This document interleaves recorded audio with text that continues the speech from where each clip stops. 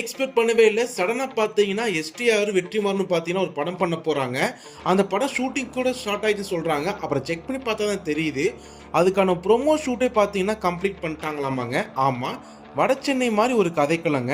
வடசென்னை சுத்தி தான் படம் ஃபுல்லாவே நகரப்போது. அது மட்டும் இல்லாம அந்த ப்ரொமோ ஷூட்ல வந்து நெல்சன் வந்து பார்த்தீங்கன்னா, இந்த ஃப்ரேம்ல வர மாரி ஒரு சில நியூஸ்லாம் வந்துகிட்டு இருக்கு. ஆல்சோ பார்த்தீங்கன்னா, இது என்ன மாரி ஒரு கதை அப்படின்னு தோண்டி பார்க்கும்போது தெரியுது. வடசென்னை 2 தம்மா துண்ட ஆங்கர் தாண்டா அவ்வளோ பெரிய கப்பலே நிறுத்துது. ஏன்னா தனுஷ் இப்பதான் சொன்னாங்க next year Vadachennai 2 shooting start ஆக போகுதுன்ட்டு. அப்ப இது என்ன மாதிரி கதை அப்படின்னு தெரியுது. ராஜன் வகையறா, அதாவது ஒன்றும் இல்லைங்க, யூனிவர்ஸை வந்து சேர்க்க போறாங்க. வடசென்னை ப்ளஸ் இந்த கதையை வந்து ஒன்றா சேர்த்து யூனிவர்ஸை பில்ட் பண்ணுறார் வெற்றிமாறன். ஆமாங்க, லோகேஷ் பண்ணிட்டு இருக்காங்களே அந்த எல்சியு, அதே மாதிரி தான் இதுவும் இருக்க போகுது. வடசென்னையில் இது ஒரு கேங்காக இருக்க போகுதுங்க.